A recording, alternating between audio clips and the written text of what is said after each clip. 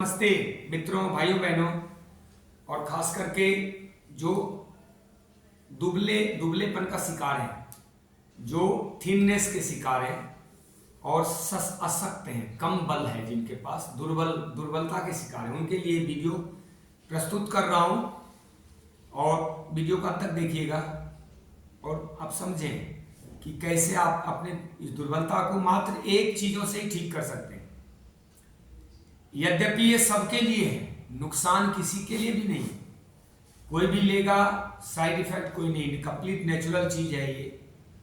लेकिन कुछ विशेष रोगों की अवस्था में या कुछ विशेष कारणों को दूर करने के लिए विशेष औषधि है, और क्या है वो भी बता दूंगा, कहाँ पाया जाता है।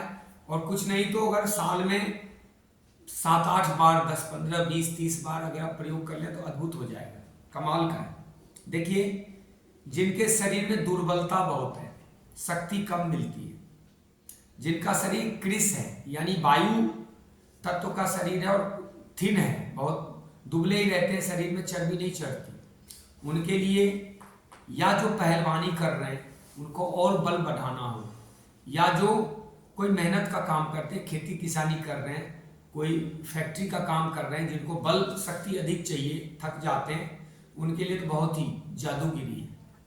तो क्या है, क्या करना है, ये एक रूट है, ये एक जड़ है, रूट, इसको उखाड़ना है और धुलाई कर लेने हैं और थोड़ा सा उबाल लेने हैं।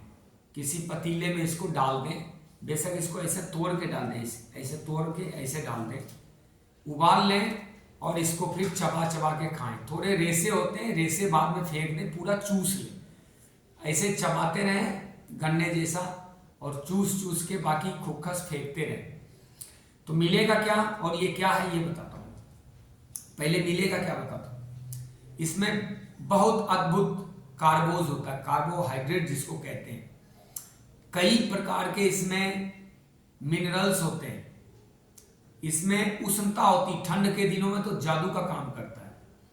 आप यूं समझ लिए, 2-4 मैं फलों और कुछ सब्जियों का नाम लेता हूं, उसमें जो तत्व है ना, मैं ऐसे इसका न्यूट्रिशन वैल्यू नहीं बता रहा हूं आपको, वीडियो बहुत लंबा हो जाएगा, लेकिन कुछ ऐसे तत्व हैं उससे 30-25 गुना अधिक चीजें इसमें। गाजर हो गया, गाजर में जो न्यूट्रिशन वैल्यू है उससे 20-25 गुना अधिक है इसमें। आलू में जो है, चुकंदर में है, सलगम में है, बीटरूट, मतलब जो जड़ वाली चीज है, शकरकंदी है, मिश्री कंद है, जो शकरकंदी यहाँ बोलते हैं, उसको अलुआ बोलते हैं बिहार यूपी में, उसमें जितना न्यूट्रिशन वैल्यू उससे 20-30 गुना अधिक है। और सबसे अधिक तो ये है कि जिनको ठंड अधिक लगता है उनके लिए जबरदस्त है।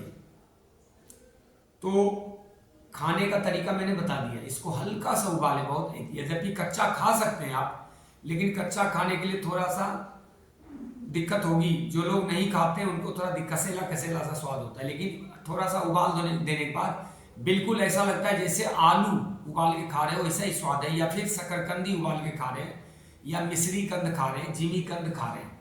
जिमी कंद तो खैर अलग होता है, मैं नहीं बोलूंगा उसको, लेकिन मिश्री कंद, आलू और शकरकंदी जैसा स्वाद होता है। हल्का सा काला नमक भी आप लगा सकते हैं इसको खाने में, और ऐसे भी खा सकते हैं, बिना काला नमक के भी खा सकते हैं। और इसको जितना चबाएंगे उतना मुंह में लार भी बनेगा, उतनी शक्तिशाली चीज है। पाचन भी दुरुस्त कर देता है, लीवर को भी बहुत सशक्त कर देता है, कॉलन के लिए बहुत अच्छा है, खून भी साफ करता है। ये है खजूर या ताड़ का जड़।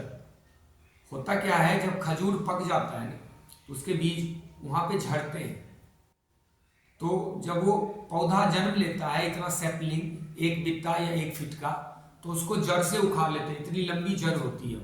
यद्यपि ये ताड़ के पेड़ का जड़ है, ताड़ का पेड़ का जड़ मोटा होता है, खजूर का बहुत पतला होता है, न्यूट्रिशन वैल्यू इक्वल है। जितने भी खजूर संबंधी डेट्स वाले पेड़ हैं, उस प्रजाति के पेड़ हैं, सबके न्यूट्रिशन वैल्यू लगभग सेम है। ये ताड़ का है, ताड़, पाम ट्री कहते हैं, और ये बंगाल में, बिहार में, उड़ीसा में, उत्तर प्रदेश में बहुत बहुतायत मात्रा में पाए जाते हैं, बहुत अधिक। और ये आप रामायण, अगर रामायण सीरियल देखे होंगे तो आपको याद होगा, भगवान राम ने 7 ताड़ को पेड़ एक बार बाण मार के काट दिया था, और कब कब काटा था? जब बाली को मारने से पहले सुग्रीव को अपनी शक्ति का प्रदर्शन करके दिखा रहे थे। सुग्रीव ने पूछा था कि मैं कैसे मान लूं कि आप बाली को मार सकते हैं। तब उन्होंने एक 7 पेड़ को एक ही बार में काट दिया था, तो वो ताड़ का ही पेड़ था। तब सुग्रीव ने कहा था मुझे पूर्ण विश्वास है आप बाली को मार देंगे। तो ये वही ताड़ का जड़ है। और ये कैसे तैयार होता है? ये तो ताड़ के जो फल होते हैं उसमें 3 भाग होते हैं उसके। जब वो पक जाता है तो अपने आप गिर जाता है। गिर जाता है तो लोग क्या करते हैं, उठा के और उसको जमीन पे ऐसे रख देते, थोड़ी मिट्टी डाल देते हैं। 2-3 महीने में जब बारिश होती है, 2-3 महीने में इतने लंबे लंबे पौधे हो जाते हैं, सैपलिंग तैयार होता है और उसके नीचे जड़ होता है। फिर इसको उखाड़ के वो खाने में प्रयोग करते हैं। ये बहुत अद्भुत है, अद्भुत औषधि है। ये बैलों को भी देते थे। जब बैल खेतों में हल चलाता था, लोग इसको काट के खिलाते थे। इससे बैल बड़े ही स्वस्थ भी रहते थे और सबल रहते थे, उनकी शक्ति बढ़ती थी और दिन भर काम करते थे। तो आपको भी यदि शक्ति बनाना हो तो ये कर तो आप भी सकते हैं, लेकिन ये गांव देहात के लोग ही कर सकते हैं। या फिर एक काम हो सकता है, इसका कमर्शियल यूज हो सकता है। गांव में ये चीजें तैयार करें और शहरों में लाके बेच दें, बिकता खूब है। बिहार यूपी में तो आपको 1-1 रुपये 2-2 रुपये में ही मिल जाता है पर पीस, लेकिन दिल्ली में 10-15 रुपये का मिलता है। और जहाँ नहीं होता वहाँ तो शायद 20 रुपये का भी मिले, 25 रुपये का भी मिले। तो अगर किन्हीं के पास व्यवस्था है, सब तो नहीं कर सकते, लेकिन किन्हीं का गांव से संपर्क होता है, गांव जाते रहते हैं, खासकर उत्तर प्रदेश, बिहार, बंगाल, उड़ीसा उस क्षेत्र के हैं जहाँ पे तार बहुत है, मात्रा में होता है। आसाम में भी खूब होता है। तार के सैकड़ों प्रजातियां होती हैं वहाँ पे।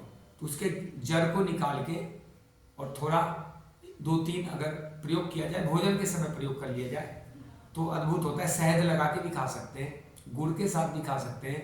इसको खाने के बाद, देखिए मेरा कोई रिसर्च नहीं है, लेकिन इसको खाने के बाद दूध वगैरह लेंगे तो कोई साइड इफेक्ट नहीं है उसका। यद्यपि आप इसके साथ सब्जी भी खा सकते हैं भोजन के रूप में, क्योंकि कार्बोहाइड्रेट बहुत अधिक मात्रा में है इसमें।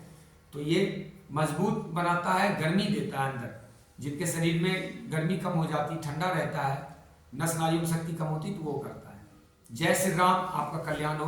धन्यवाद।